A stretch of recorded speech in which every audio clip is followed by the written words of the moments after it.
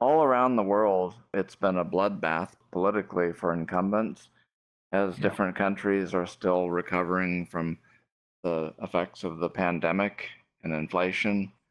And I've heard a lot of like analysts ask, well, or suggest rather that Kamala Harris should have done a better job outlining how she feels people's pain and how we're going to make things better instead of just constantly reminding people, look, everybody in the world suffered from inflation, and we're actually doing better than all the other countries in the industrialized world, which of course is true. But I guess while I would like to have seen her spend more time talking about economics, it's hard for me to not also think, look, it's like you have things like the Inflation Reduction Act and the Chips and Science Act and the infrastructure and all these things that are put in place that brought inflation down to where it's supposed to be. The prices probably aren't going to go down much because they never do. Usually what happens is wages eventually rise to meet them.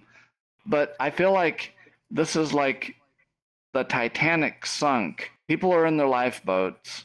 Everybody's scared because, they're wondering when they're going to be rescued. And it's like you have, if we're one of the lifeboats, like if every country is a different lifeboat and we're in one of those lifeboats and the people are mad at the person in charge of that lifeboat, why haven't we been rescued yet? When do I get to sleep in a warm bed again?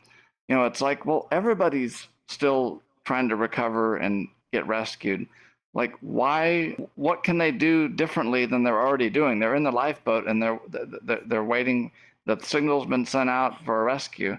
Like, there's how Sleep. come nobody There is an answer. asked Trump what he was going to do to make things faster, make things better? Yeah. So Trump only needed to point out that some people, not only are they do they have lifeboats, they've already been rescued, and their luxury liners doing better.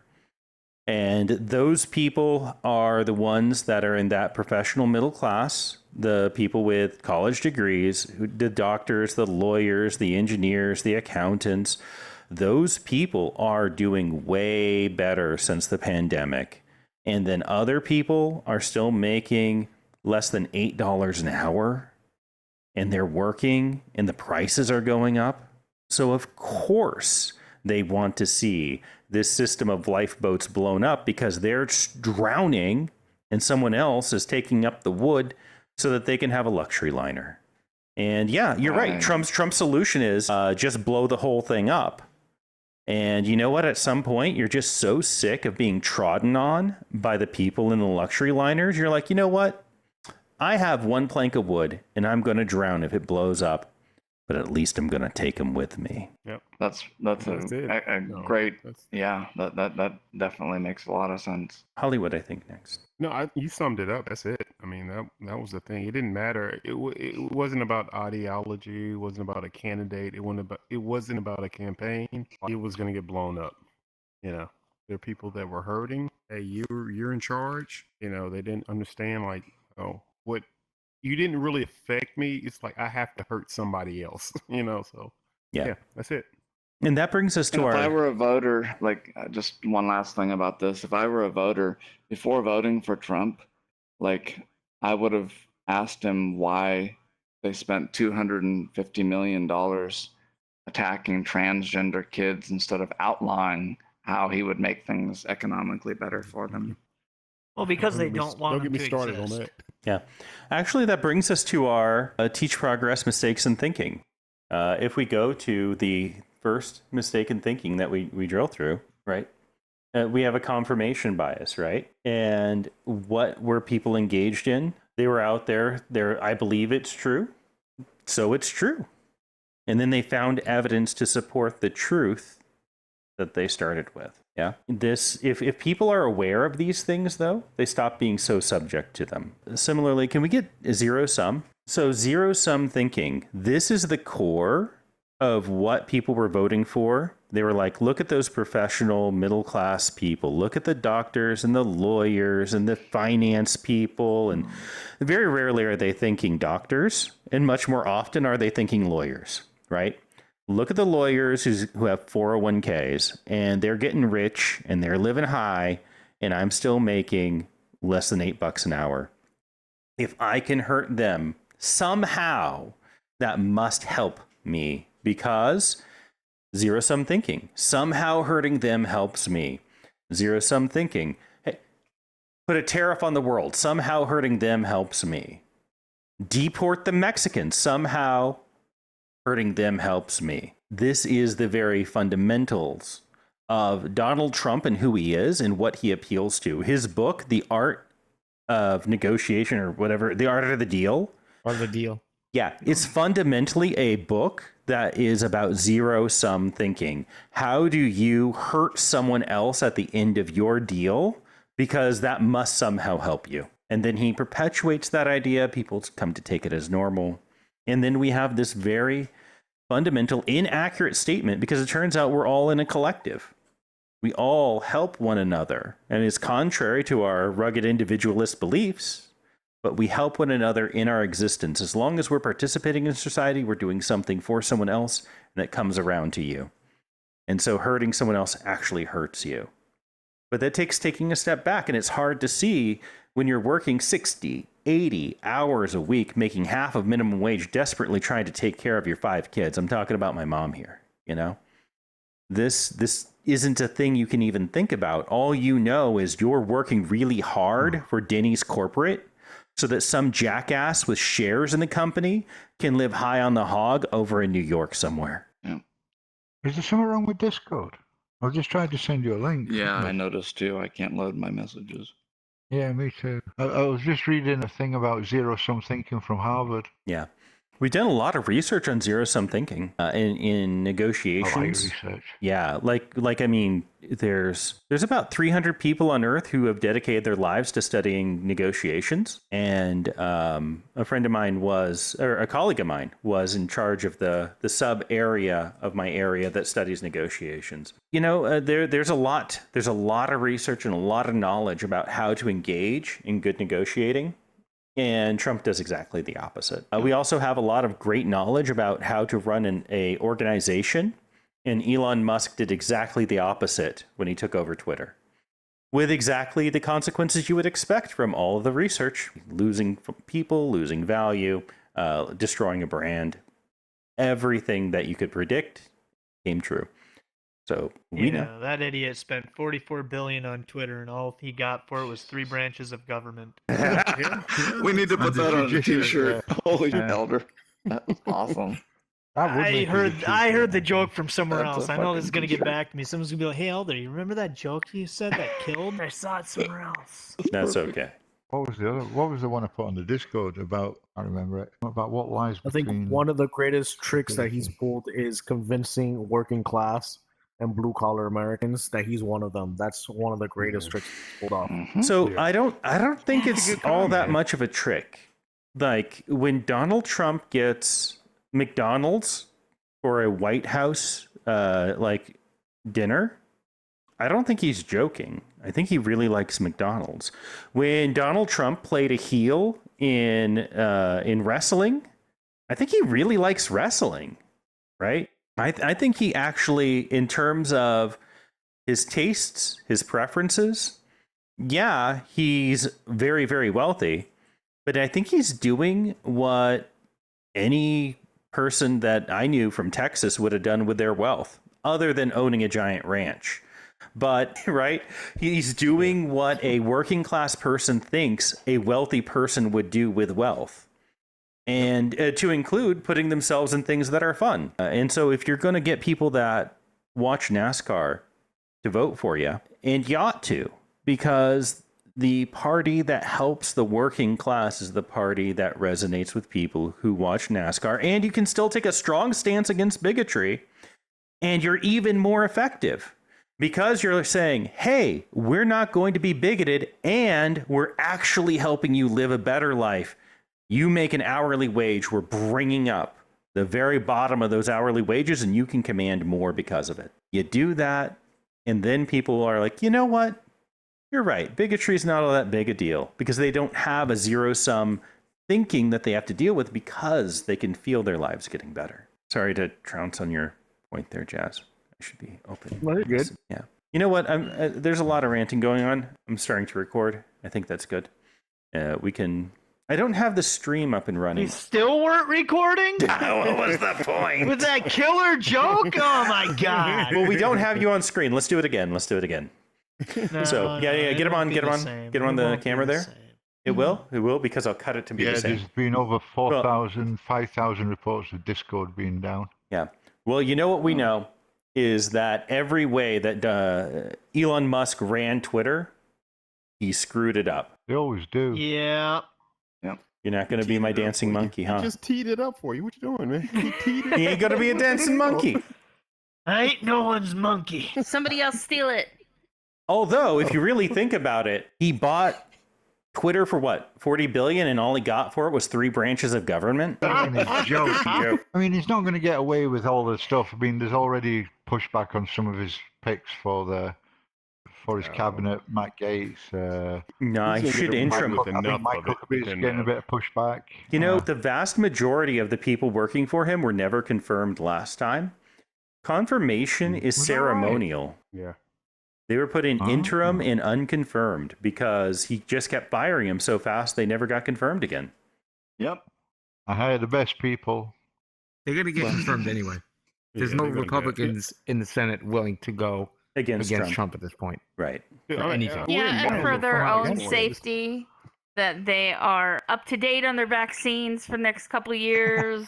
If you need any medication, you know, keep some extras just in case. Yeah. And for you that kind of ladies, thing. start hoarding the day after pills. Get your IUD right now so you don't have to worry about it for another 8 years. Yeah. IUDs. I guess I'm not having a family. IUDs? Interuterine devices, IUDs, are some of the most effective means of birth control that we have. And they're very rarely used in the US, but very commonly used in Europe. And I think they got copper in them. well, the copper intrauterine devices are very effective, and they very rarely have complications, especially in comparison to the pill, which often leads to things like embolisms and strokes. So in comparison to that, the risk of a intrauterine device made of copper, like burrowing in, is much less, especially if you have regular exams. Also, you can get the uncopper one. There are ones that are not copper. I'm not an expert on IUDs. I'm just putting that out there. Yeah, Kind of weird when you get poked by them, though. So, Elder, did you say weird or fun? I mean, I think it's kind of weird when I get poked by them, but Well, Elder, so I'll tell you what happened. Did you go there with your wife? Or your wife? Yeah. no, Oh, okay. Well, not wife. here's the problem. The cord that's put in with it gets snipped to a particular length. So How old are you? Yeah, they often do not 19. clip it. You have to usually go back and go like no shorter. 'Cause yeah, it's annoying. Yeah. That's what Well- Elder's girlfriends say to him. Yeah. No yeah, just further. Clip that No part. further. Yeah. Yeah, No. she gets me. She gets the donut out. I don't know what that means, and I'm glad I don't. Neither did I, but I've got a good idea. That's like Are we talking about cheese again? Yep. that's it. All right. Indirectly. So there's something I want to tell you guys about, but first, let's go around the room and make this kind of a safe space to talk about how we're feeling about how things are going. And so what I'd like to do is start with just talk about something you value, one of your values, right? And really, I'm just doing that. We have some people that are regular volunteers here that some people that aren't. And so I just want to let people who aren't, who have good values, stay. So, cool kids, what's one of your values? What's one of my values? Yeah, and Mirko, if you could bring it to, like, no one added to the room. The reason I'm saying that is I've got, Sorry. yeah. I'd probably say one of my values that hold very dearly is, I'm not trying to bring this into this room or anything, but one of my biggest values is probably my relationship with Jesus Christ. Your relationship with Jesus. Okay. Cash that in That's at probably the bank. something I hold very strong and dearly about, and You know what? I can yeah. actually work with this really well. Yeah, Elder, I think you're gonna like this. I think I doubt Andy. it. Andy ain't going to be disappointed. Yeah. I believe in you. I will explain to you something. It's called restorying, and it is a way that you can, if you're working with someone, help them become untrumpified, right? De-trumpification, denazification, de-trumpification. Okay. And the cool kids will recognize this. Yeah. Did you say de-trumpification? That's correct. Like denazification? Like soon to like be sworn into office, president, correct? Correct. Yeah. Okay. I just want to go ahead and make this clear. I did not vote. Well, you're 18, so 19. there you go. 20. Why didn't you vote? I didn't see any point in it. I mean, let's stop. Let's let them. All right. Whoa. Don't worry about politics. What we're going to talk about is if someone has what we'll call a problematic identity narrative. If there's something that they can say about themselves that they don't like and they want to change, very often they find it very hard to change. Okay? I'm going to tell you the various steps that can help someone get to a point where they can change. And if you're in a one-on-one conversation with somebody and they're like, I'm seeing what Trump's doing, I'm seeing the problems here, you can help bring them to a point where they've gotten rid of that Trump narrative. Yeah? Does that sound good? And fun fact, it is actually, we've done quite a bit of science to figure out how to do this, and it is exactly the same way that Mr. Cool Kids over here came to his beliefs. It's the same process of helping people change their identity narratives. But Roman Catholic, your question, or your hand's just up. Okay. Here's what happens. Number one, you find the problematic identity narrative. Okay, you say, hey, you know what? One thing I do is, think in zero-sum terms, just like Mr. Trump does. I think if I hurt someone else, it helps me. I don't want to think that way, but I know, I feel it, I see it. It just seems so right and true. Okay, so the first thing you do for that person is help them see that there's more to them than that one narrative. Okay, because until people can stand in a different place and look at what they're doing, they can never, ever change because it encompasses them, right? Step number two, all of what I do is not the zero-sum thinking. As a matter of fact, I would exist without it. It's to take it outside of the person. So you turn it into a narrative, zero-sum thinking, you label the limited thinking that's allowed them to be radicalized into Trump world, right? And then you say, okay, we've labeled it zero-sum thinking, and you can exist without it. That narrative of zero-sum thinking is separate from you. All right? Now, the third step, and this is the very hardest, my friends. This is the sort of thing that takes an honest person, and it is difficult. You have to agree with it. You have to find where zero-sum thinking, the way you're thinking, the way you're acting like things are zero-sum, all of the ways that this Trumpiness is a benefit to you, you need to be honest about it. You need to say, yes, and you need to accept yourself for acting and thinking that way. As long as you're trying to hide that mistaken thinking, as long as you're trying to pretend like, oh man, I really hate it, but I just keep doing. As long as that's the case, you will never come to a point where you can change. So you have to accept yourself. You have to help the other person accept themselves for how they're thinking in the zero-sum terms and say, you know what? It's okay to be you. It makes sense that you're trying to make sense of a world that's changing. It makes sense that you are suffering economically. It makes sense that you're looking at other people getting so much more in a system that seems totally rigged and corrupt, and you're getting so much less. It makes sense that you would want to do something about that, right? And then when you can fully accept that, then you can problematize. You can talk about the problems with the narrative. Now, here's the hard part. No one starts these conversations except that they already thought, oh, there's a problem, right? I recognize that's an error in my thinking. I don't want to think that way. And everyone jumps over self-acceptance. They just beat themselves down with the problems over and over again.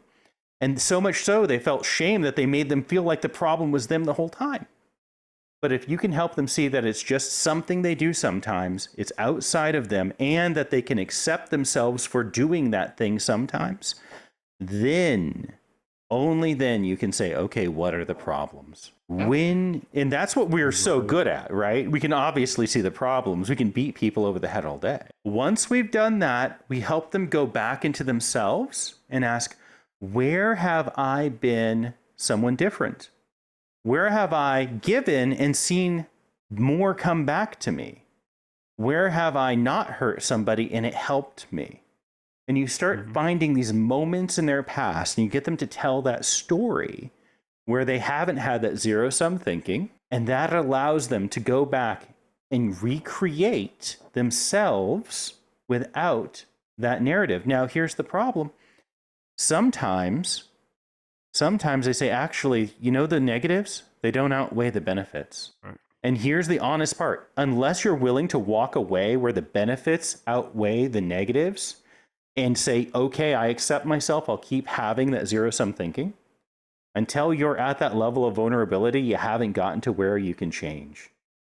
But when you can honestly say, I see my benefits, I see my negatives, I could walk away right now happy with that narrative that I had, that zero-sum thinking.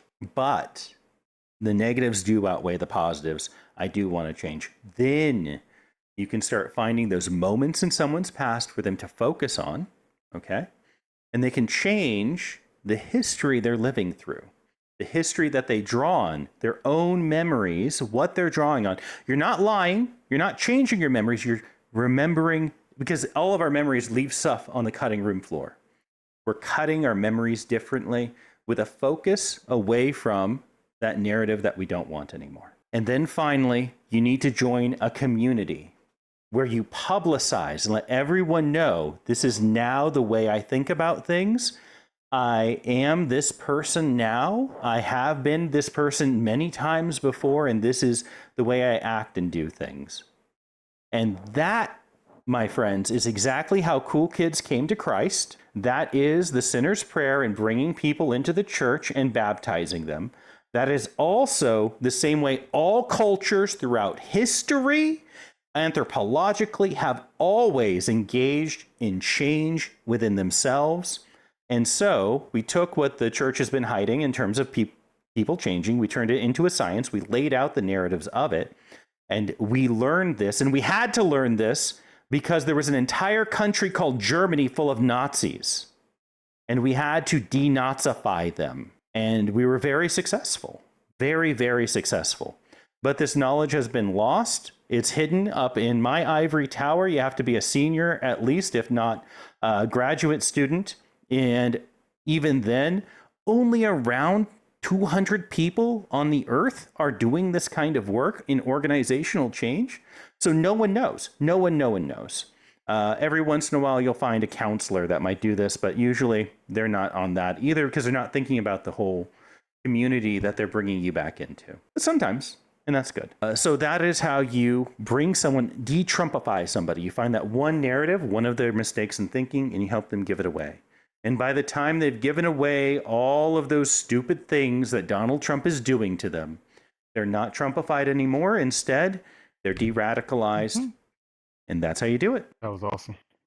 Yeah. Sounds easy, doesn't it? It is one of the most difficult things to do in your life. There are 2 steps that were tough, but I like how it was laid out, like just the thought process. That's fantastic. Yeah. The thing is, you've got to want to change. If you don't want to change, no amount of... Yeah.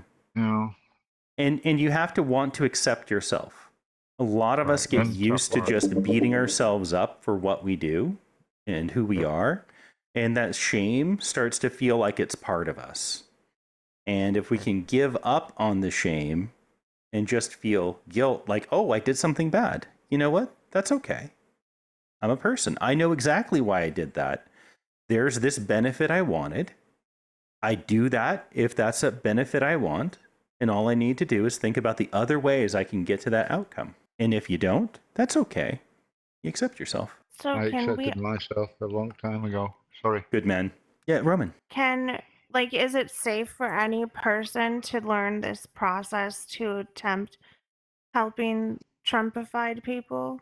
Yeah, so in a train the trainer model, like what we're doing right here, that is how they engaged in denazification, training other people who were engaged in the denazification and unpacking and removing those narratives. That said, the reason I wanted to ask people about their values, and I look around the room and I know nearly everyone here, is I am a little hesitant to share that knowledge, right? Because it can be misused. In fact, it's also how you start a cult. It sounds like you need to replace the cult at the end. That's a straight off. Yes, master. Yeah, well, what you do, they do need to join a community, and it'll be kick Elder because he's trying to start a cult. He really is. He really is. We're all locked in right now. Yeah.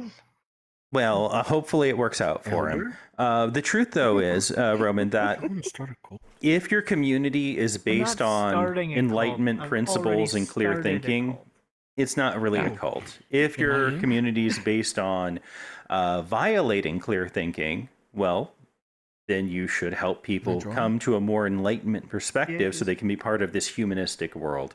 At the end of the day, the way people act that we call cultish comes from the occultic, which is for example, you're called Roman Catholic. It's very occultic in the Roman Catholic Church, right? It's just a lot of people follow it because that's what you do when you have a censor, when you say a prayer every time, when you have people investment. Like, obviously, all of that is the same thing as any cult. It's just a matter of size. And we've started a new cult a few hundred years ago. It's my favorite one. It's called Enlightenment, and we think rationally. And we base our ideas based on empiricism and rationality, and we do it through science. Now, that is, if anyone wants to push against it, just as occultic, right? We have our norms, we have our values, we have our rules. But I would say there's one big benefit to rationality.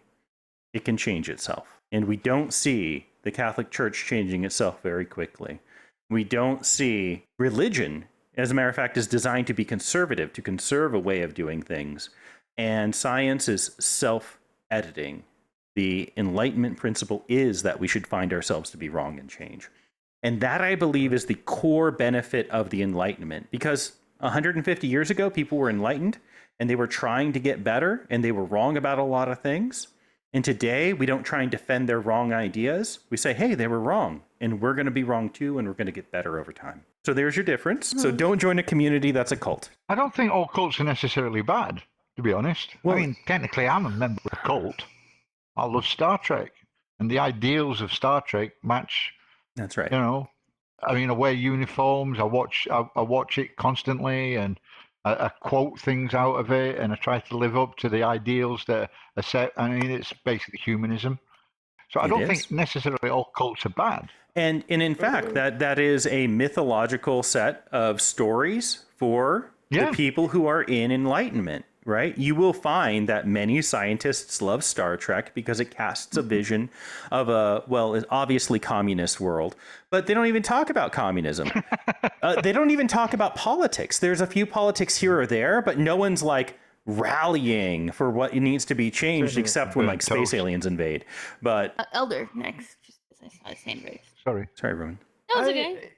Yeah, I mean, term cult here for what you're talking about works just fine. I was under the impression, though, that a cult has a figurehead that is still alive and some form of salvation or glory to afterlife or some god is necessary, and it only stops being a cult and a religion when the figurehead dies and the followers still follow it. I'm not willing to say that Scientology isn't a cult. Is the leader still alive? No. L. Ron Hubbard's long dead. I think it's probably a religion then. Yeah, between a cult and a religion are the amount of members in it. Yeah, it's called legitimation. So there's the definition that you're using, Elder, is because people wanted to legitimate religion as something separate from a cultic practice. Oh, interesting. So I am right. Oh, but by yeah. You are. If you want to define it's the best kind of right. Technically right. That's right. Let's get Roman Catholic. Yes. So you mentioned that this was done before, obviously, and how long did it take? Within a couple of years. Like, 2 to 4 years. Scale. 2 to 4 years. That's how long it took to accomplish denazification. Now, the denazification in some parts of Germany were done at the end of Stalin's gun, right? And the denazification on the other parts of Germany were done with American support and aid and talking to people. At the end, the number of people who were Nazi supporters after that, it starts to build a momentum once people start breaking away and seeing how bad it can be. Yeah. So it's possible, and in a relative short time in terms of an overall cultural change, and it doesn't happen just because someone made it happen up here. It happens because you and I talk to each other, then you talk to someone else, and they start coming back from let's call it poor thinking. Mistakes in thinking, anti-enlightenment mentality. So I watch a lot of debates on TikTok, and I've found like a lot of shock at how many people really, and like how convoluted the thinking, how deeply it goes. And so like for a really long time, I've been really like fixated on how can we deconstruct as a whole together. So I don't know. I'm really interested in this topic. Yeah, so why don't we have Mirko, how about you go over the various mistakes in thinking? Because as soon as we are able to talk about our mistakes in thinking, then we will be able to, as you say, deconstruct. We'll be able to work with people so that they can come back from this situation that they're in. We'll call it. I'm trying to record Mirko doing this. Okay. If you're talking, you're muted, by the way. Mm-hmm. Yeah, we can't hear anything. Mirko. I've been muted. Ha ha ha. Yes. Okay. Let's see. Confirmation bias. It's true because I believe it. The tendency to search for, interpret, and remember information in a way that confirms one's preconceptions. Refusing to believe Nike makes mistakes because you love their shoes.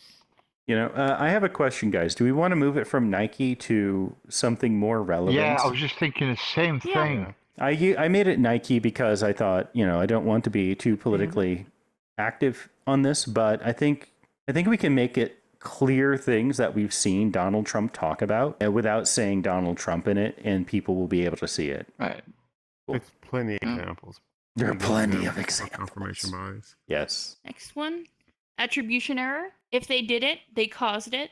The tendency to overemphasize personal characteristics and ignore situational factors. Saying someone is lazy because they lost a race, ignoring that their Nikes fell apart.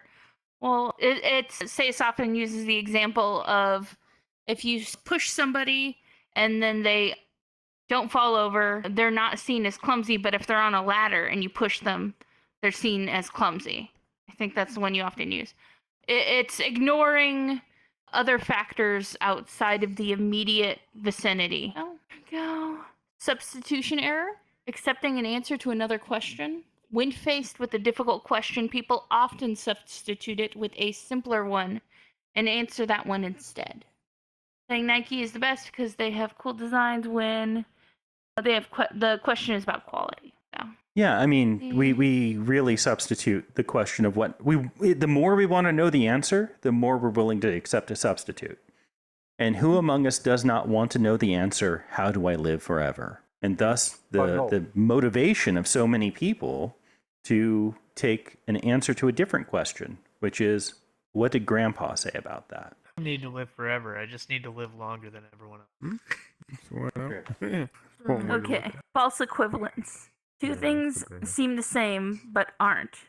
When two things are compared as if they are equal, even though they aren't. I've seen this a lot with maybe different political parties or just like drawing just different positions and being like, A and B are the same, but sometimes they aren't. I mean, a good example, like whataboutisms. Like, well, this thing happened, but what about, Yeah, I had that tonight, actually, on the gun debate. A lot of people die by guns. Well, a lot of people die by knife crime in Europe. The two things aren't the same.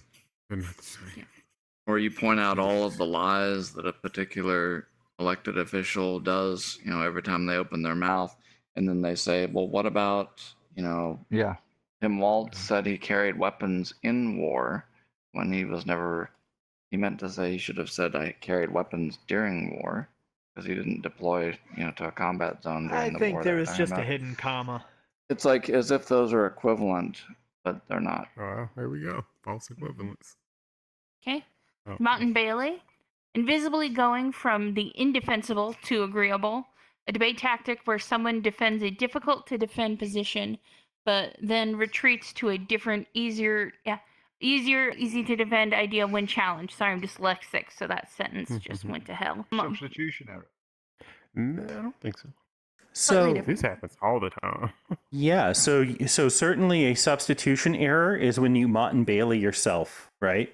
So substitution errors are honest. Like, I really thought Grandpa knew how I could live forever. On the other hand, Motte and Bailey, you're being pretty disingenuous. Like, if someone says, all I'm saying is, and says something that's agreeable, now you know they're running away while still defending the ideas that they had before. People don't want to be wrong.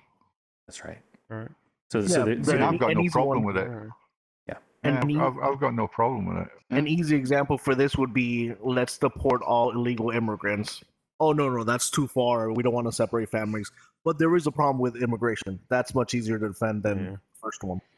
All I'm saying is, let's just cook a good counter to a Motte and Bailey is ask them what their therefore is when they're giving you their hard position. Ask them what? So when they make their initial claim, their hard to defend position, ask them what the therefore is from that position. Because when they're defending, they go to the easier one, and that's where their therefore is derived from.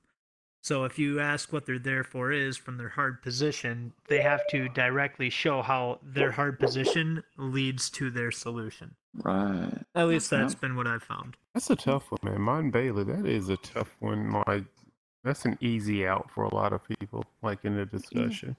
Because it makes them also seem more reasonable. Exactly. More able to, change their stance when often, no, they're just doing it in order to go to a different topic or change in some way the question at hand. Okay. Oh, go ahead. Paper over the flaws in their original argument. Yeah. Okay, I have a question. So would an example be something like, I'm sure you can understand? Yeah, I'm sure you can understand. There's a problem with the immigration system, right? And so they start with, I'm sure you can understand, and essentially argue something very different, much less defensible. Okay. Yeah, like the gun laws example of if they say like, hey, there should be no gun laws, and you go like, well, what about like if a kid wants to buy a gun or something, they'd be like, oh, I'm sure you understand that this country was built on the Second Amendment, right? So, yeah.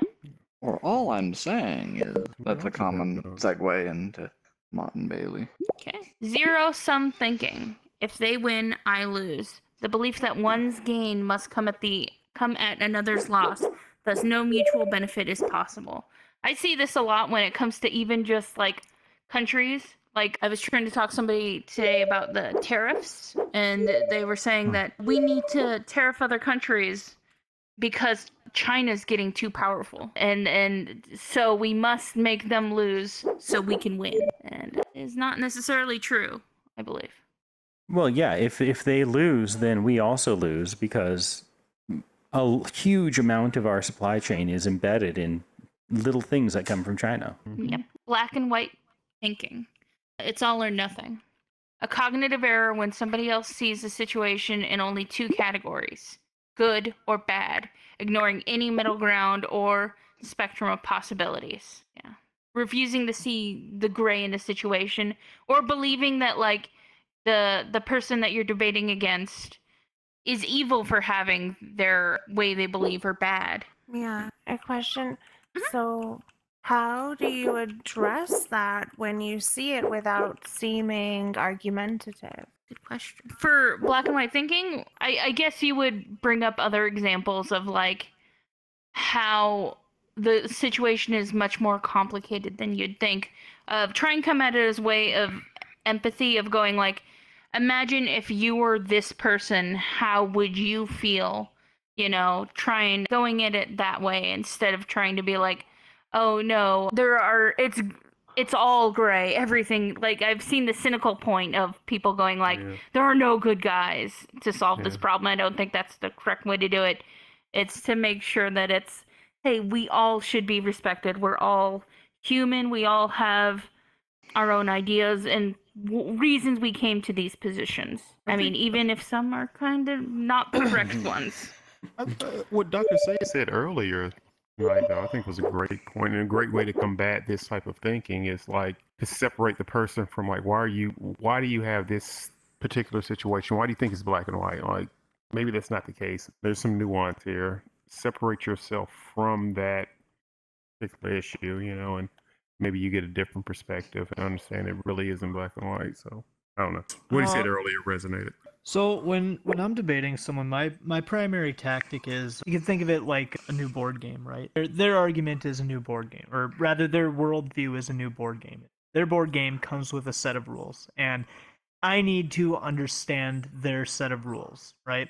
So as I'm, learning what their position is, what they believe, and I run into something like a black and white fallacy, well, how does that work when it interacts with something else that would kind of negate their other position? That they have a black and white stance on this is always black.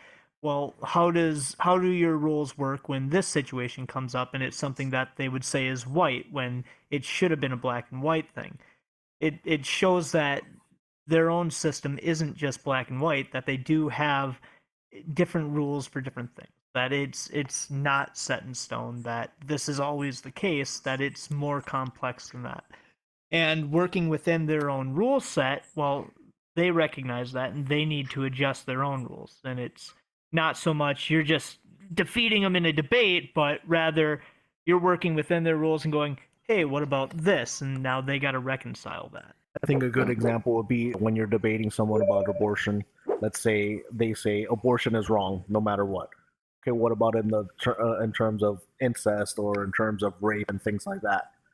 That would make them think. There are people that are going to think black and white regardless of that, but most rational thinking people would say like, okay, maybe there can be exceptions, maybe they can be, and then that's how you get them out of that black and white thinking. Okay, my favorite.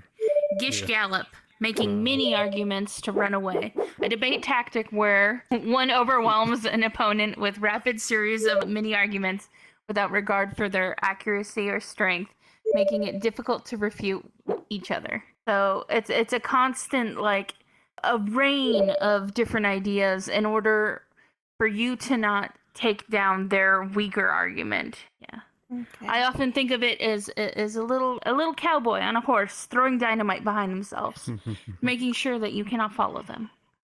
Non-stop whataboutisms.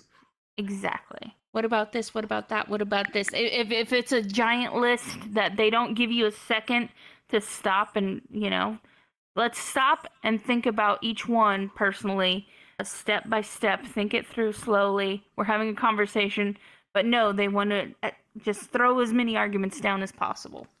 That's a gish gallop. This happens when people are done making a rational argument with you. Oh, am I muted? Your mic is a little wandering mic. That makes sense. I was trying to do the thing. Yeah, so this happens when... I don't know how this camera works. I'm a moron. All right. You know what? I keep saying I'm a moron. And my daughter said, Daddy, you're a caveman pretending to be a professor. But if you're a caveman pretending to be a professor, what's everyone else pretending? Also, why are all the professors morons? And I'm like, honey, I'm glad you learned the lesson. Elder. Sounds like one of those fake Facebook posts about my daughter said the craziest thing. That's super right wing. Oh no, I've met his children. I believe you. It's literally 2 professors had kids, and it's wild. It's wild.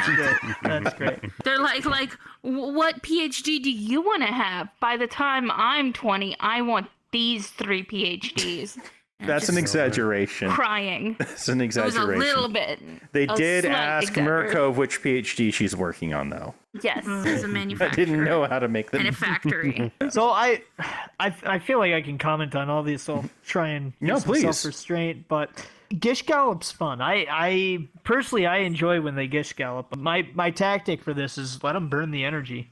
Let them run. Don't interrupt them. Right. Let them run through their whole thing. Give them the whole 5-6 minutes of it.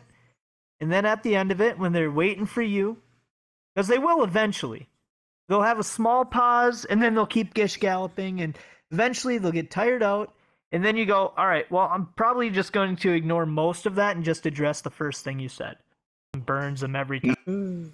Gish Gallop takes them to other fallacies too, though. That's my other thing. Like once they start going down that particular path, like my favorite, reductio ad absurdum, they're going to get there eventually. They're going to throw out so much stuff trying to prove that they're right that they're going to get to a point where it's completely absurd. Like what they're saying, like makes no sense. You know. And to your point, just let them go. Yeah. Just let them go there. Just let them. Oh, absolutely. Right. The Gish Gallop is a gift to you because they're just giving you more information that you just use against them. It's like right. And when they finish and they want you to respond, you know, they may like ask a rhetorical question or something and expect you to be overwhelmed. And then if you just respond with a simple 3-word answer, it just completely deflates, you know, like everything they just did. Though keep in mind, like a lot of these debate strategies are kind of self-serving. They're not necessarily to change the mind of the people. They are absolutely just to feel superior temporarily. Yeah. Or to make them feel dumb. Which is not a good thing we should do. I might have missed the assignment here. I really think that there were spite votes this time around. Here's my political theory. I really do, because people seem to be so upset that they've been insulted so much. And I think I really like a lot of the conversations I've been hearing is that you. Sorry, am I allowed to say that? You are allowed. You are encouraged. So let me address this. But it is definitely liberal tears they want. So make the libs cry. I disagree. Even if it means shooting yourself in the foot. But hey, yeah, we're not crying. I don't get that. From what I understand, he got less votes this time than he did the last time. And anyone saying that was a person that was already voting for Trump. So I don't know what it really means to say, well, I extra hard voted for Donald Trump because you guys are telling me I'm racist. And I get to be racist because freedom of speech. I agree that there were people who had already made their minds up, but I also think that there were other people who, because of their own internal biases, they were really actually considering whether or not he would be better because they really don't understand the issues. Yeah. No, I think it's more pragmatic about it. I don't think there was any Democratic candidate could have won. Like, if you look at elections in Western countries around the world, the incumbent party lost because of inflation. It did not matter about ideology. It didn't matter about the candidate or anything. You're in charge. I'm hurting. I'm going to vote against you, no matter what. I share that.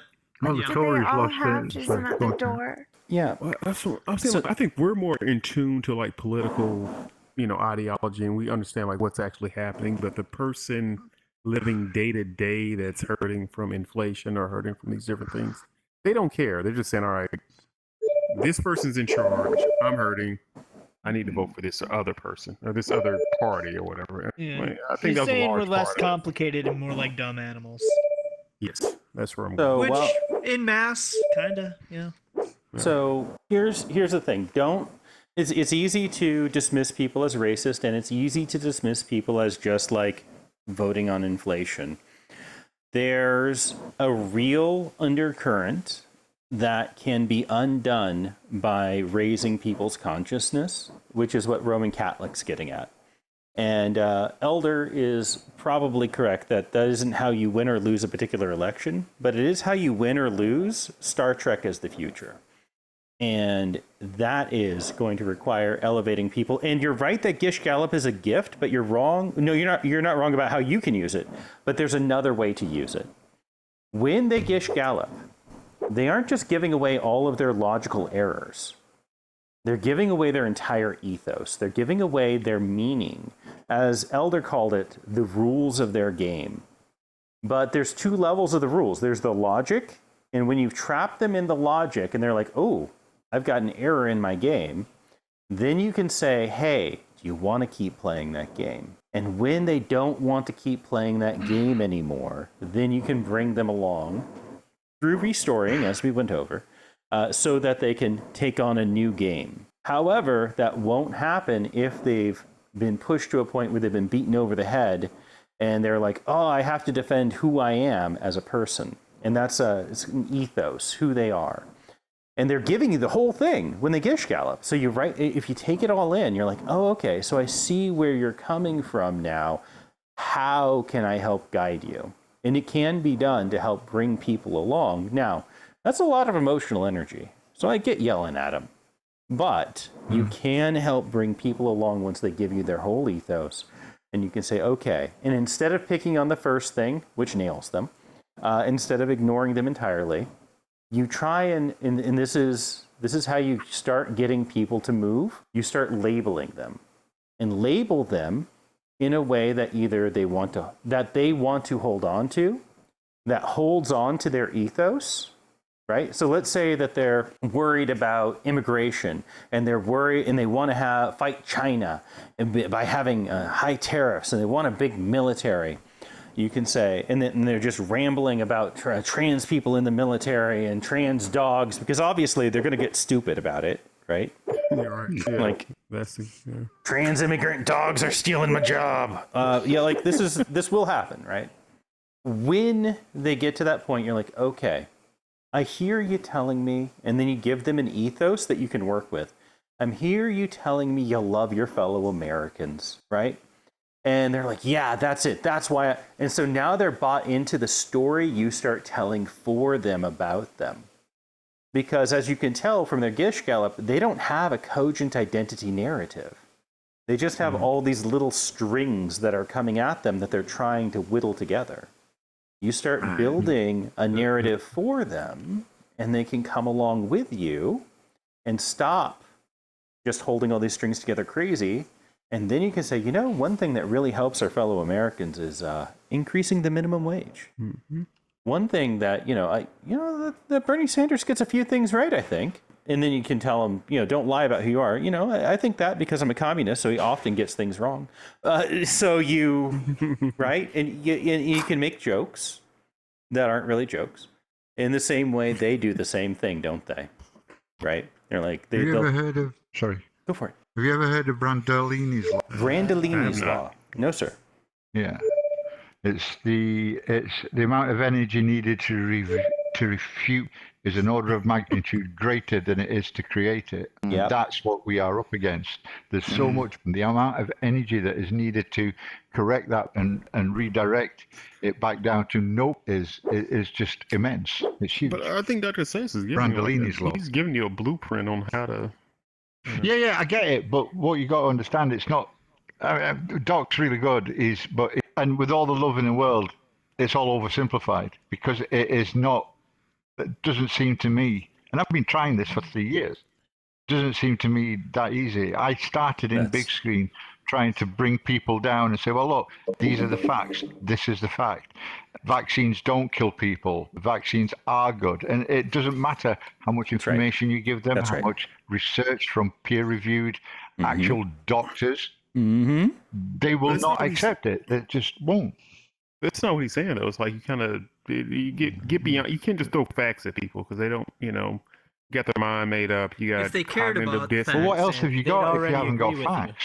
Yeah, exactly. Well, I'm saying, no, he's talking about from an emotional, perspective or a different approach to it, right? Like, just let them talk. Find that one thing. Say, hey, well, maybe this one thing. Well, Elder made a great point about the rules that they're applying, like their black and white game. The rules that they're applying. Say, hey, well, this particular thing may not be true, so you bring them along from that. But right? that's what I'm saying. It takes more energy to refute that than it does to create it. So I wanna make a distinction that I think may be helpful here. You will never get them to start playing by the rules of logic because they're not playing the game logic, right? Mm-hmm. So you can logic at them all you want. That's not the game they're playing. You have to follow up with what Elder's saying, somehow problematize the game they are playing, but only if they're being honest with you, right? Then you can problematize the game, but problematizing the game only problematizes the rules, not the fact that they're playing it at all. The fact that they're playing it at all, you can change by labeling them like, you know what? I see that you're playing the game of fascism. I'm not going to label it fascism. I'm going to say loving your fellow Americans. And you know, if you think about it rationally, you do a better job of loving your fellow Americans, and you give them an off-ramp onto the new game of thinking more clearly. Because right now they're stuck inside of this one. And it's a game. It's a social ceremonial game for their community. Right. Yeah, I think a lot of times we get caught up in the winning, and when I'm in a more charitable attitude, probably more productive. But yeah, a lot of times we look at this and go, here's the broken aspects of your game, and if I can, demonstrate that they're broken, I've won the game by virtue of your game not working. When the better approach for what the motives here are would be to try and help them with their game, giving them actual ways to fix it, because by virtue of fixing their game, you're changing their mind. You're bringing them closer to what your position is, to what your game is. And that's exactly why when we write people's claims down, we figure out their logic, and then we try and steel man their arguments. Because by them saying, wow, that's a stronger argument, you're getting them to believe in the power of thinking clearly. Yes, absolutely. Good conversation. Oh, Catlick. Oh, yeah, Roman is trying to talk, sir.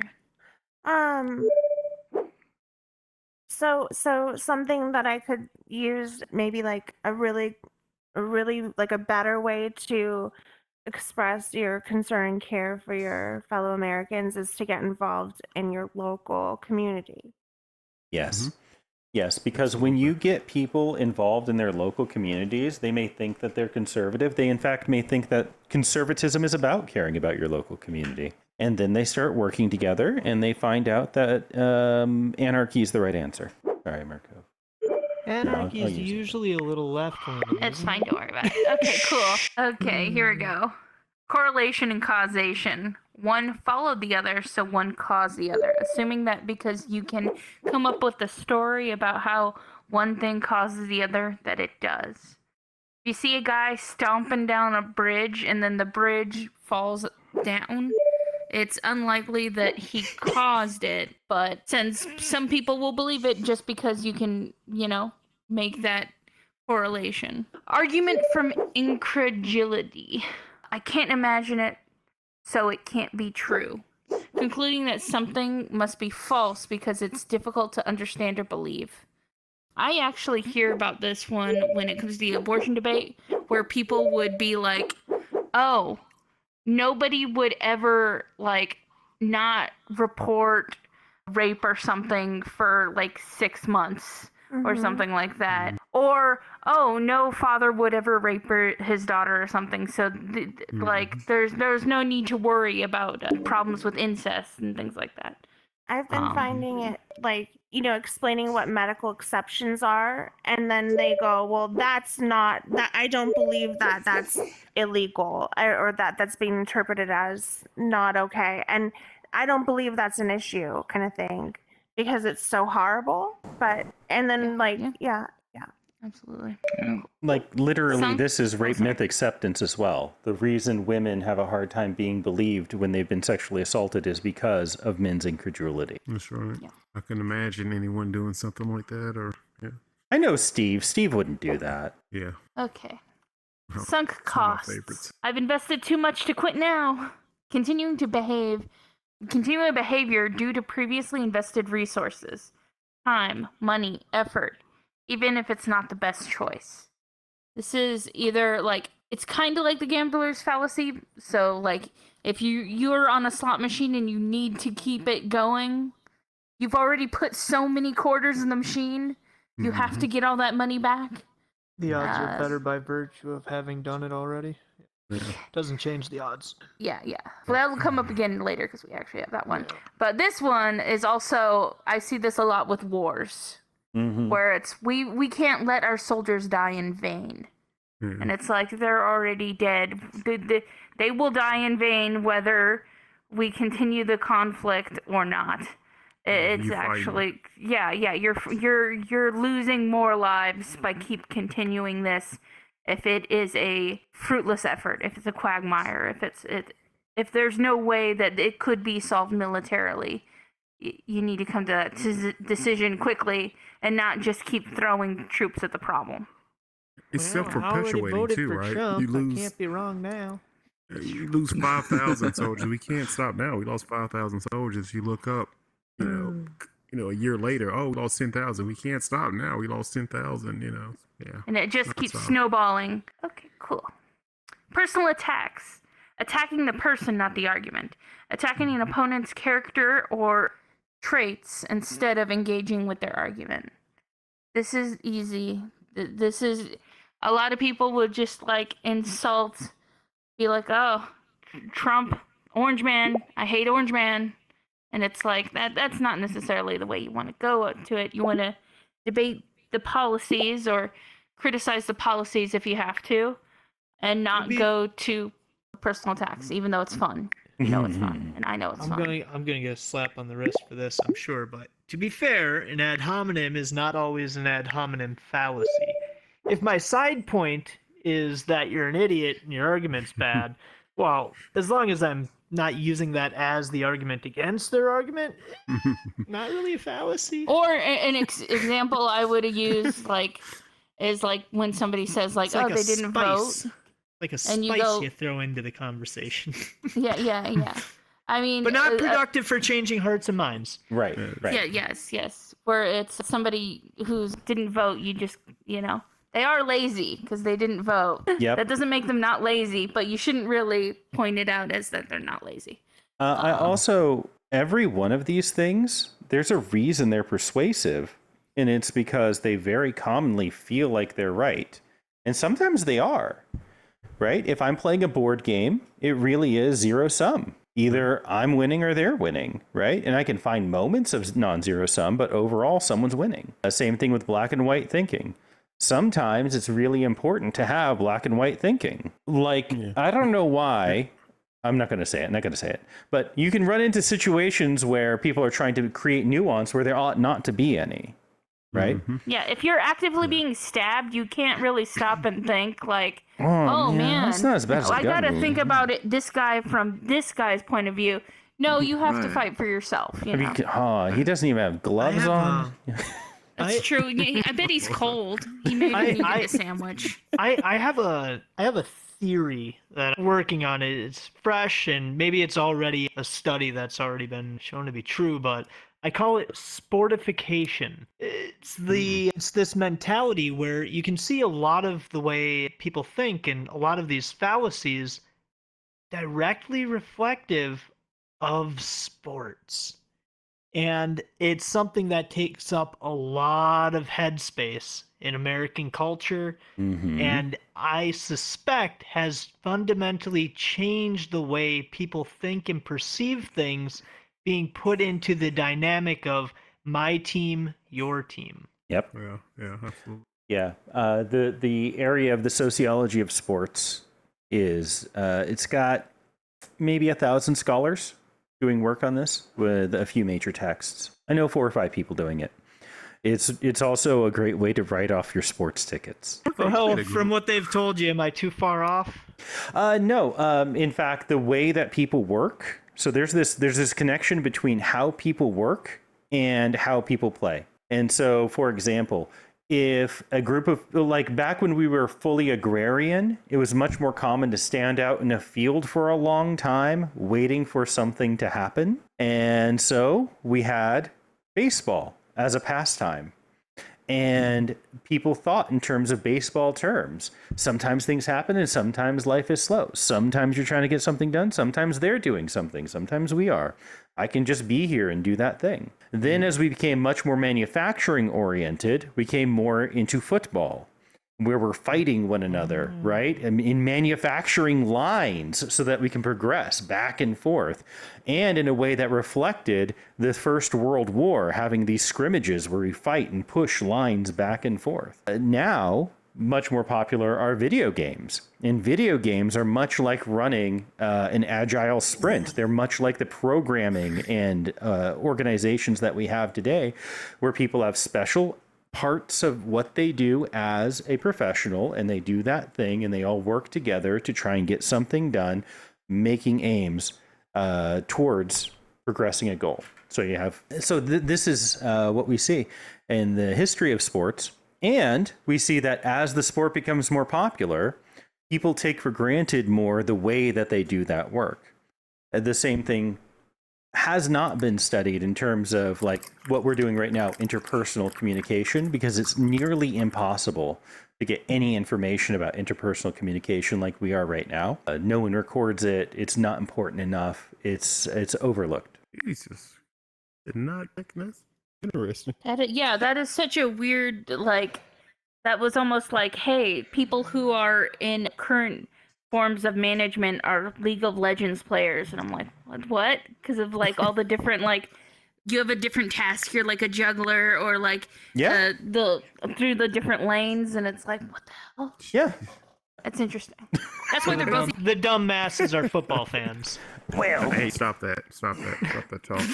Hey, Mirko, but you made a great. I'd engage in that all the time. That ad hominem, the personal attack on someone who doesn't vote. Like, I don't take, like, if you tell me you don't vote, I don't take what you say to me. I don't take it serious. Like, look, you don't vote, I'm not listening to Jack you're saying, right? But you're not even. You don't. They might be making a very cogent point. Exactly. Yeah. Absolutely. So you're only cheating yourself in terms of learning something. Yep. Cool. False dichotomy. It's either this or that, no other options. Presenting options in one small domain as the only possibilities when more domains exist. Saying we have to either, let's say, deport every single person who's here illegally, or we have to let them all in. We can only have open or closed borders. No in between. Yeah. Yeah, that's an often used false dichotomy. Yeah. Also, what people will do is they'll give you two options. So you'll get, how does this thing work? I'm going to figure out cameras someday. No worries. And someday you'll figure out how to turn off whatever that blooping is. I don't know what that is. I literally went to my computer and turned off everything. Have we considered buying you a new computer? Yeah, you can do that. You can always feel free to do that. Okay, I sounds think I good. got some blooping going on. Yep. So another way that false dichotomies are used is we'll give people two choices. Thanks for it. I sent multiple bloody requests to everybody. Nope. Yep. Maybe that's what the blooping is. Yeah. It's Maybe Andy. I had to restart my headset. Maybe that is the social, like, maybe it is freaking big screen. Could be. Oh well. And I Yeah, can't so change it. another way false dichotomies will be used on you is to give you two choices, right? You go to the car dealer, they're like, what color do you want? So, do you want a Coke or a Pepsi? They're not asking, do you not want one of these? Same thing with the sunk cost fallacy. I really like dessert. At Cheesecake Factory, they'll ask you before you finish your gigantic meal, what kind of cheesecake you want. And they'll give you a choice of cheesecakes. They won't ask you, do you want cheesecake? You walked into the Cheesecake Factory, all right? And then false dichotomy. Yes.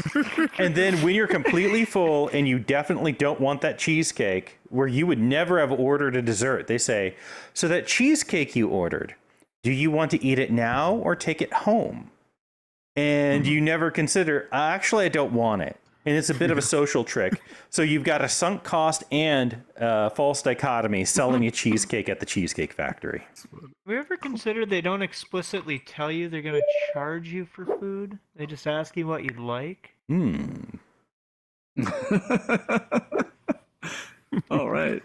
Yeah, you guys never said I was going to have to pay for this. What are you talking about? That gives me learned helplessness. Nothing I do makes a difference. It never has. A mental state where repeated failures lead to the belief that one cannot change their situation, as how I cannot deny cheesecake while at the Cheesecake Factory. I'm still there right now. Well, that's been used. I'm That's still been in this used to space. great effect during your election. Voting's not That's where worth I'm it. at. Yeah. There's nothing I do. It doesn't matter what I vote for. It doesn't make any difference. It's frustrating when you have all these small donors that give a massive amount of money to Kamala Harris, and then at the last minute, Elon Musk injects $200 million into Trump's campaign to finish Harris off. It's just voter suppression and yeah. Or you talk to family members who are like, hey, you're going to be negatively impacted by what this person does, and you try to convince them over and over, and they still do it. It's kind of like, well, fuck it. I don't know what to do at this point. Like I'm trying to tell you, like it's not going to work out well for you. I have evidence of this in the past, but you're still doing it. Like, I don't know what to do. I don't know. That's where I'm at right now. I have friends and family members in that space. And I don't know what to do. To be fair, like what we really should be doing is regrouping and finding the ways that we can make our side more appealing. Yeah. Because there's obviously something that did not call to them, didn't encourage people to vote. No sense of hope or change. It was all, hey, everything is going to be exactly the same. There's just how do you argue with someone who's saying like, well, my eggs cost $2, 2 years ago, now they're $4. And it's like, well, there's more to the story than that. Like, yes. You know what I mean? Like you're throwing away everything else for this one thing. Like, I don't know. The problem, I'm despondent, to be honest. Yeah, I mean, I think to the point of what he's saying is a lot of times there's fundamental things that really can't be logicked away, such as just the belief that women are inferior to men, therefore a woman should not be president. I mean, it's a much harder avenue to try and approach because then you have to go to the core of their entire belief system, whether that's religious or it's a mess. It's a giant social construct that at the end of the day, it's almost as if like something stupid will solve it in our future of like, hey, there was a sitcom that made a woman look really smart, and then for the next 10 years, everyone trusted women again. And it's like, it's definitely hard to fix on an individual basis. Give it 1,000 years, gender won't exist anymore. Nice. Well, also, as a woman trying to address these things, like you're like living inside of it and trying to point it out. It's so ridiculous. Because like most of the people we're talking about just don't listen when women speak. Yeah. I was surprised about the amount of sexism still existing right now. You know what I mean? I know. Like I thought we were beyond that. Like you got troglodytes in the corner. Dumb I must have been. It's just like I feel like an idiot.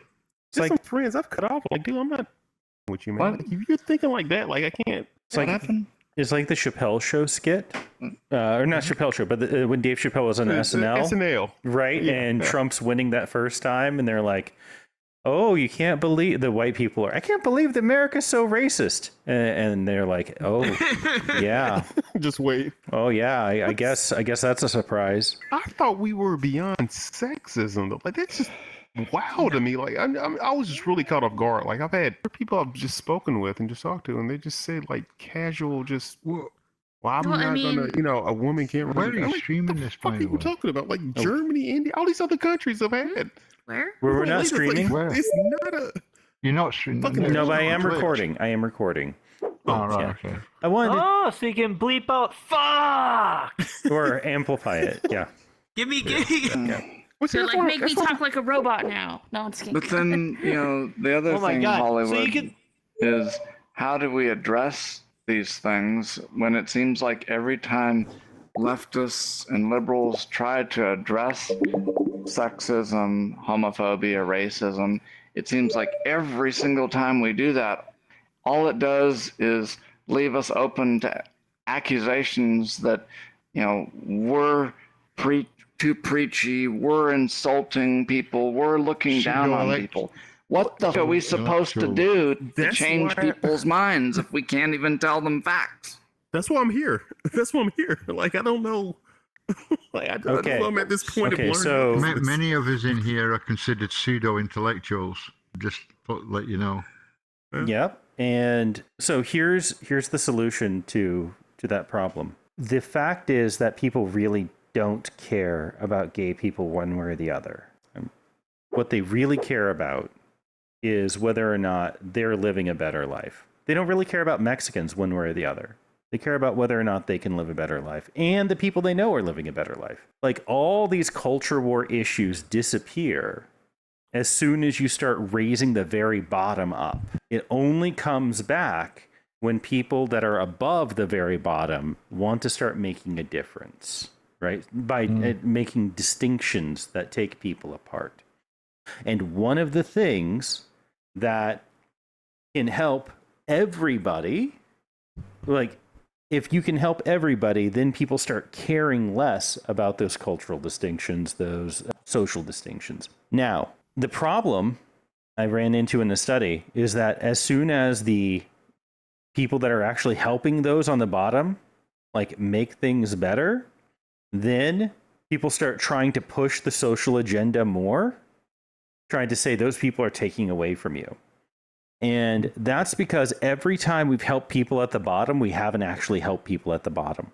We've helped people in the middle. Like this dumb economist who's got a TikTok, and he's my colleague, and he's like, well, the people were better off after inflation. Inflation's not bad. It's like, yeah, but what about the bottom half, right? By median, you said median. What about the bottom half? He's like, well, they're doing even better. Okay, they who? The median of the median? No.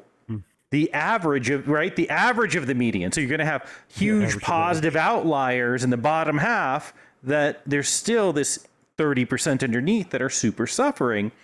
But because we, with our, let's call it pseudo-intellectual, let's call it professional middle class status, don't see that suffering, we're like, well, they're not really suffering, they're just making it up. And then they get angry. And then they're subject to, well, you can see they care more about the Mexicans than they care more about trans kids. And now you start opening up that space because they're actually hurting.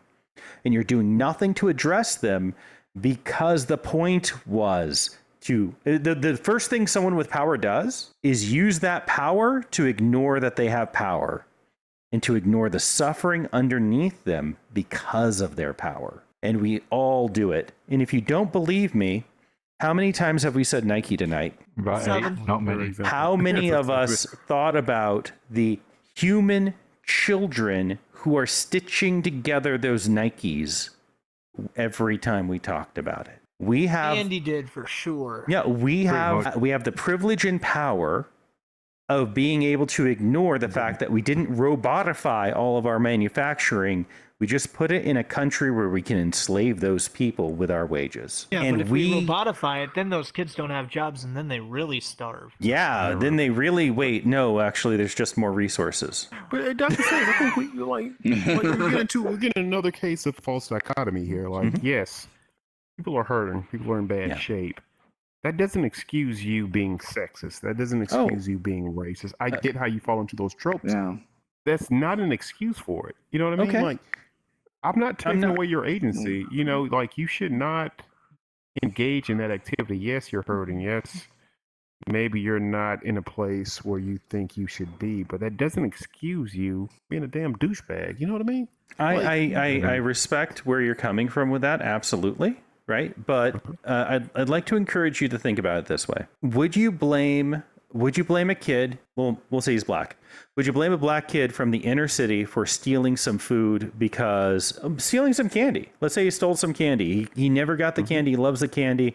He's 9 years old. He steals the candy because his whole family can't afford candy. Would you blame the kid? Yes, I would say the kid's moral compass is off. I see. And I'd steal the candy. Yep. I would too. I'm saying I wouldn't excuse it. I'm saying I would do it, but I'm not saying I'm. Well, saying this is what I'm saying.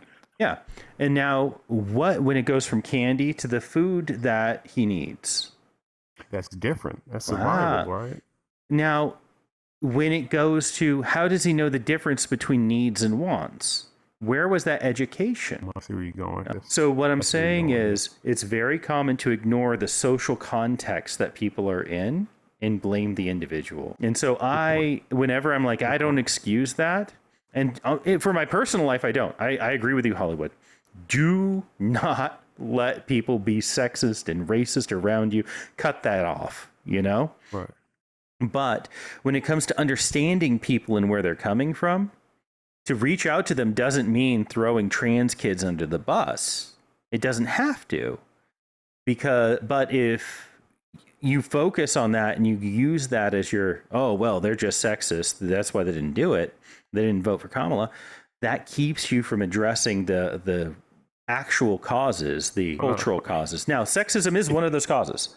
But if you say some sexist, you're misogyny. Sexism, right? There's no misogyny is a real, right? There's a patriarchal force, right? The vast majority of leaders in our country are male.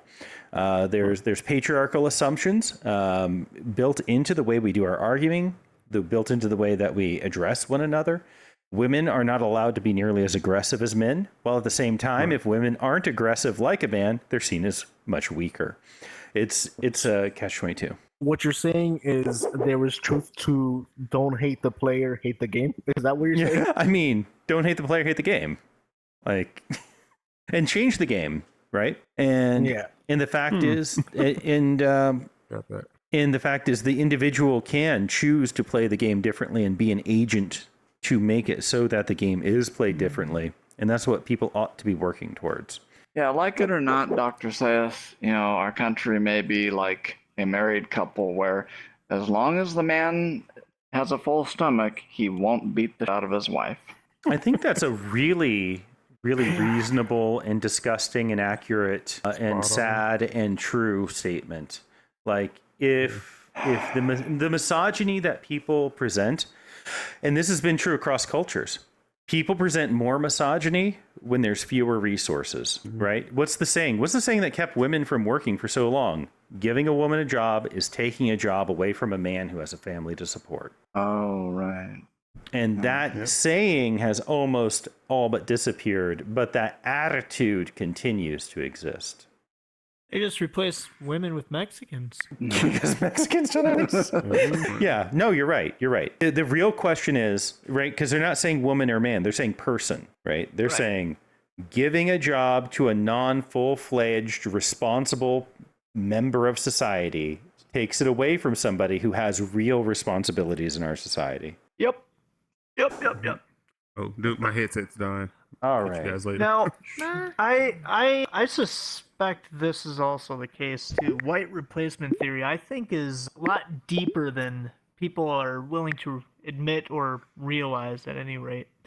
And that's another one of those hard fundamentals that it's hard to combat because it's hard to combat because essentially it really just comes down to just pure racism. I don't know what the argument is against that to make them go, oh, I guess that isn't a problem because the more people integrate, skin colors eventually 1,000 years from now all gonna meld into one thing, assuming everyone travels the world enough. How do we convince them that who cares? Well, I think a lot of it is social construct of their parents literally saying, hey, you don't bring home somebody who doesn't look like us for so many generations. And it's like, that's literally where it comes from and why in the rural areas it's so prevalent because it's less and less generations ago.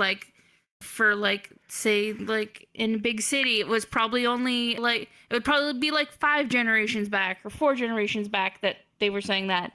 But so my wife was told not to bring home a Mexican because her mother was Hispanic and didn't want her to be with a Mexican. I think that might be an outlier. It was not. That's just South Texas. Okay, then. Maybe it comes down to the outlier or the distinguishment mentality, that the thing that distinguishes me from them is that I'm white and they're not.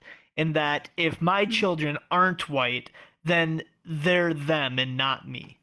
Maybe it comes down to that. Yeah, so white supremacy as an ideology is really, really old in America. It was invented in the American colonies. And white supremacy is core to the American identity and has been for a very long time. Something with our patriarchal system. Patriarchy, white supremacy, and colonization are the three things that are absolutely core to the American way of life. And we have it, it's nearly impossible to see it because we live so deeply in it. In terms of colonization, we think, well, beyond just accepting that we're on unceded native territory, right? We also believe in Superman, right? The truth, justice, and the American way. We think that the South Koreans are better off because we stopped them from being communists and gave them the American way of life. We think that the Japanese are better because we properly industrialized them. We think Taiwan is living their best life being Americans and not having to be those commie Japanese. And we spread our mindset far and wide and as if it's the best way anyone could possibly live and how grateful they ought to be to live like us. And that's colonization. So those are the three things. And I think when you see like here's the dumbest argument. You're right about the white replacement theory. People are like, well, the natives, they couldn't immigrant control. What? Yeah, and they lost the colonization battle.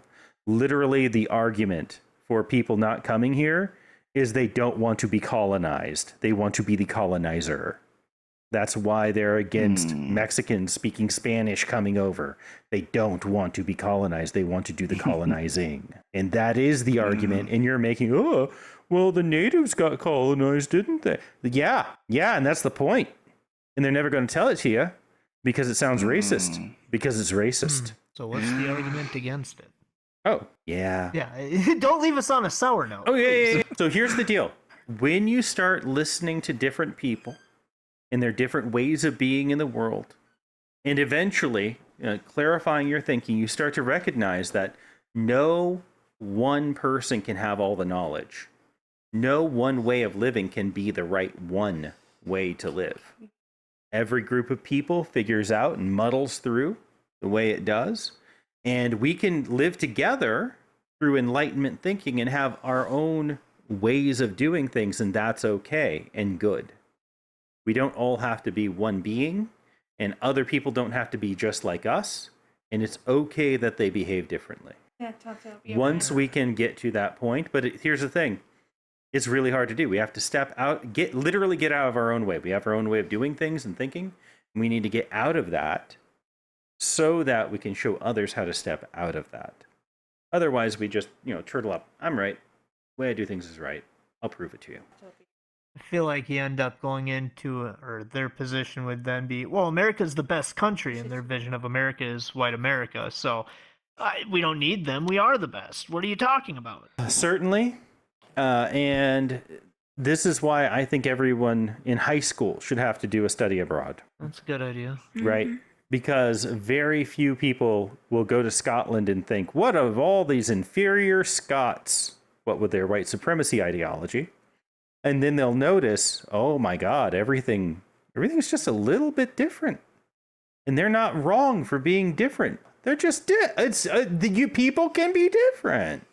And just like the kind of thing that, yeah, I guarantee you, I haven't looked into this. I guarantee you the number one predictor of whether or not someone voted Kamala Harris is whether or not they have a passport. That'd be interesting. Hey, Mr. Calm would like to get on. Do we want to finish off? Oh, yeah. Yeah, I'll put him on. Sure. I'll put him on. Yeah, let's finish this. Let's finish it. Let you go through it, and then I'll put him on. Oh, okay, cool. Well, then let's rush through them. Yep. Moving goalposts, changing the criteria as soon as they are met, demanding more or different evidence after initial criteria have been met, making it impossible to satisfy the new demands. After agreeing that Nike shoes are more durable, insisting that they must also be the cheapest to be considered good. Hasty generalizations, assuming what's true for a few is true for all, drawing a conclusion about an entire group based on a small or unrepresentative sample. We were just talking about white replacement theory, and there's a lot of hasty generalizations happening about immigration and immigrants when they're all hasty in generalizations. Trump supporters, Nazis. Yes. Yeah, not all Nazis. Nazis are Trump supporters. But all Nazis But, do yeah, support. I think you have that backwards. Yeah. Not all Trump supporters are Nazis, but all Nazis are, in fact, Trump supporters. Yeah. Appeal to unjustifiable authority. Someone in power said it, so it must be true. The appeal to authority is a fallacy when those who use it do not provide any justification to support their arguments. I think that an example of this kind of would be the Supreme Court. They literally said they were not going to overturn Roe versus Wade, and they did. Yeah, they lied. And they lied, therefore being unjustifiable. So they're technically in power, but yeah, I guess it's not as correct. Elder, go ahead and give a better example. Oh, yeah, so let's use Donald Trump. Donald Trump says vaccines are bad, therefore believing him because he has a position of authority that isn't actually qualified in that field at all, but his position of authority is the justification for it, which would be an appeal to authority fallacy. Yes. Also, appointing like RFK as the Health and Human Services Secretary, and he's not a doctor, but people are going like, "Oh, I believe him and what he has to say." Yeah. Yes. Kind of rough. Okay. Gambler's fallacy. Past outcomes affect future probability. The gambler's fallacy is a cognitive bias that occurs when somebody believes that the probability of an event changes after a series of outcomes. So basically, flipping a coin, and if it lands heads enough times, it has to be tails the next time. So I would like to point out that this is also, it gets us at, or can be driven by, a just world fallacy. The idea that everything that happens is kind of karma. And so if good things happen to good people and bad things happen to bad people, and something bad happens to someone good, then good things are to come. And if something good happens to someone bad, then bad things are to come. Doesn't matter how bad Trump is. I mean, everything's going to be okay. Yeah, Eventually. he's also the chosen one, everyone. Yeah. Okay, straw man, attacking an exaggerated or misrepresented version of an argument, misrepresenting an opponent's argument often by exaggerating or simplifying it, and attacking the misrepresentation rather than the actual argument. For example, what Sayus just did, saying that they all believe Trump is God King. Only a good amount of them believe that he is God King, forever to rule us, Writhing on his throne of power. There we go. Red herring, distracting with an irrelevant point, introducing an irrelevant topic to divert attention away from the original issue, often to avoid addressing a challenging question or point. If you're deep in a conversation about economics and then going like, well, I mean, but what about that immigration policy? Or if you're, talking about how sexist America is and going like, yeah, that's a thing, but also, what about war in our current state? That kind of thing. Bringing something completely irrelevant. Sometimes I'll hear them say, well, let me ask you this. And then it's like a completely different topic.